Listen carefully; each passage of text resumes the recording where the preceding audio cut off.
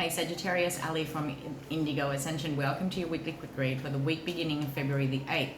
Firstly, I just wanted to touch base with all zodiacs in relation to something that's been happening. You may or may not be aware. It's been happening quite a lot on Facebook, particularly within the lightwork community and to tarot readers and astrologers and whatnot, whereby illegitimate sources are duplicating to what appears like a page, and then obviously contacting potential clients and page followers, seeking payments and creating competitions that might look like free readings. So I just wanted everyone to be aware that, you know, there potentially is, you know, probably a page out there duplicating Indigo Ascension. So, and that may look like messages in your inbox. So please just be very mindful of my very strict trading terms. So the only way I will ever do trade and that you will find through my business is through direct orders that clients make via my website. My website address is indigo-ascension.com. Unfortunately, it is very easy to create websites to look and appear like a duplicate of a business website. However, it is in the URL, the internet address bar, the internet address ID, that you'll be able to identify if it actually, you know, is connected to what it says it is. So just be mindful of that. And I just wanted everyone to know that I'm not currently running any promotions. I'm not currently opening registrations or seeking credit card details to enter free readings or anything of that sort. And if I was, I would definitely widely communicate that across all of my social media platforms, whether that be on Instagram, Facebook, or on YouTube. So again, yeah, just please be mindful of how easy that is, sort of just to create a fake profile and a fake website, if you like, to appear to look like a business site or a profile. So it'd be very disheartening to learn that anyone had been taken advantage of. So I just wanted to let you know that, Sachi. Okay, now, and by all means, if you're not following me on Facebook and Instagram, you can find those two pages at Indigo Ascension #1. That's my pages on Facebook and Insta, and of course my YouTube. Alrighty, so let's do your free weekly quick read for the week ahead of week beginning 8th of February. Now there's a stellium of Aquarian placements this month. Now there's a very, very big focus on your third house, Saggy. So I wanted to focus this reading on that energy, particularly have a look at as well this new moon in Aquarius, and Venus has since entered Aquarius as well, and how that might be pertaining. So this third house energy is sort of it's stimulated, it's growing, its attention is being focused massively this month for you guys. But there's a bigger story with Saturn in Aquarius all the way through to 2023. There's a bigger story in this theme of life, in this area of your life. Now, the third house rules local travel, it rules communication, your connection to siblings and schoolmates, what you do on the daily.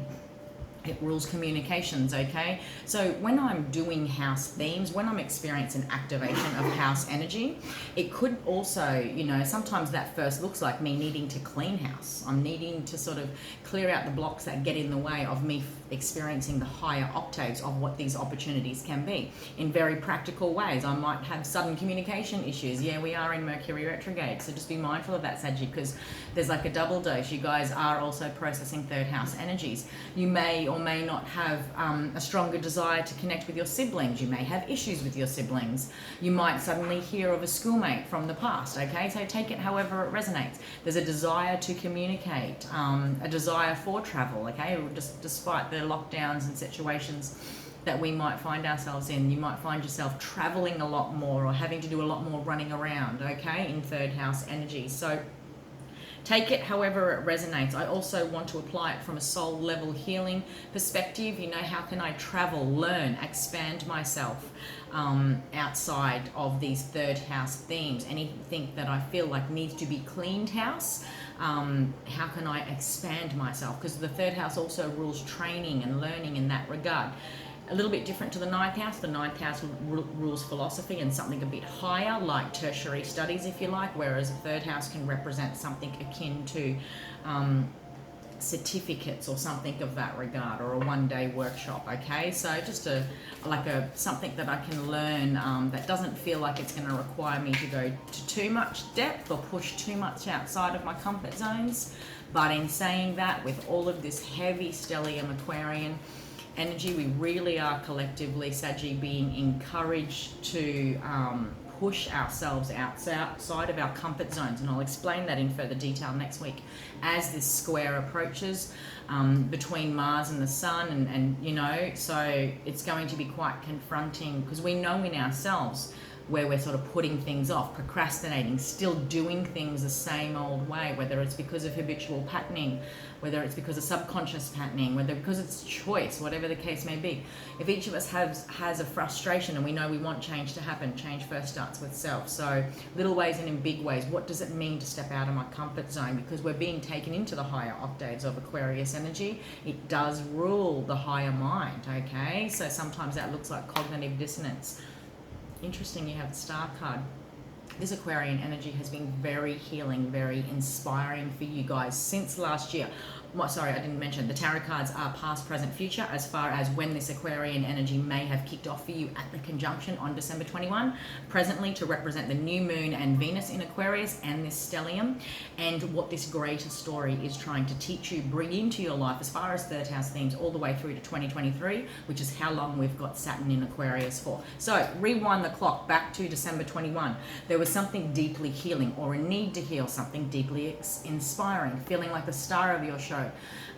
Okay, the Star card is also a healing card after a time of going through that deeper sort of, now I'm just trying to remember, you guys, I think you guys have been processing quite a lot of well, first house stuff actually, because of Capricorn energy. So primarily, second house stuff. So maybe you were healing money issues, maybe you were healing possession issues, and that could span the realms. So take it however it resonates. Let's rewind back to December 2021 when you were feeling the vibes of this incoming Aquarian energy. Many of us have subconsciously connected to it. We know that change must happen, is here, desires to happen. But how do we go about that when we've done things a certain way for a whole lot, you know, for our whole lives, whether that we can apply that personally, collectively, globally, politically, whatever the case may be. You know, change management is an actual industry that, you know, so it links us into psychology, like coordinators or sort of facilitators in change management know that it takes this collective acknowledgement of the psychology of the human and what drives us, a respectful acknowledgement of fears and comforts and all these things that, you know, make us who we are as human beings. And when it comes to change, not everyone's going to pick up change and go, yeah, how exciting. And there's many subconscious ways that we seek change and many conscious ways that we block change. So, you know, it's this whole other thing if I really look at this concept of change. But that is what Aquarius is offering us all, Saggy, okay? Beautiful time for healing, and it could definitely be linked in strongly to third house themes. Healing communications with siblings, healing your communication issues, healing anything that you've sort of carried since your primary school years when it comes to rifts that you might have had with friendships, going back to primary school and you know, elementary school, wherever you are in the world and what you might term it. I know that I've got some people from the US watching as well now. You know, your formative, is that what it's called? You guys call it your formative years, your early education years, okay? So it is back to childhood in many ways. Your environment, what's going on in your local environment, all right? A deep healing, an inspiration about what is possible as well is what I do want to say. You would have been feeling this vibe in many ways. Maybe your communications were healing. Maybe communications with your local connections were healing. Maybe travel was very healing. You know, that trip away after experiencing a year of lockdown, whatever the case may be. Wow, the Judgment card. You've got 2 major arcana cards. Okay, powerful time as far as going back to the past. What I'm going to say with this new moon in Aquarius, we're currently in Mercury retrograde, all of this Aquarian energy. I want to rewind the clock back to when you were perhaps 17 to 20, the last 17 to 20 years. There's something here about 17 and 20, all right? So, and the Judgment card represents the past, okay? with all of this unrest, like I said, when we're not sort of going with the flow of Aquarian energy, because it is outside of the norm, outside of collectively, energetically, what we know is comfort, okay, when we've come out of heavy earth stuff, the judgment card could feel like judging self. You know, there could be Sagittarians that I'm connecting into that have really attuned to this high vibrational Aquarian energy coming in. But when you look around outside and the connections that are sort of in your close proximity, when it comes to your friendship circles, your family circles, your siblings, neighbors, the connections you meet on your day-to-day travels, like noticing this unrest in your local community, whatever the case may be, the judgment card here is something from the past, yes, but it also denotes this energy where we find ourselves being judged or being judgmental, okay, is what I do want to say. Something from the past is calling you back into time to heal, is what I do want to say when these two cards come together. Okay, it is time to heal something from the past, and you would have been feeling this since Aquarius started to make a move, okay? There would have been a period, it briefly went into Aquarius, like Saturn briefly went into Aquarius last year for a period of time between between April and July last year. So go back to that time, how you were feeling, what you were experiencing as far as healing the past, connected to communication, siblings, schoolmates, neighbors, your childhood, day-to-day activities, all right? Your communication style, whatever the case may be. Because what this whole story with Aquarius is trying to bring to you, as far as a third house gift, Sagittarius, is to bring the scales into balance. There has been something out of balance for quite a long time, something that has sort of permeated since the past.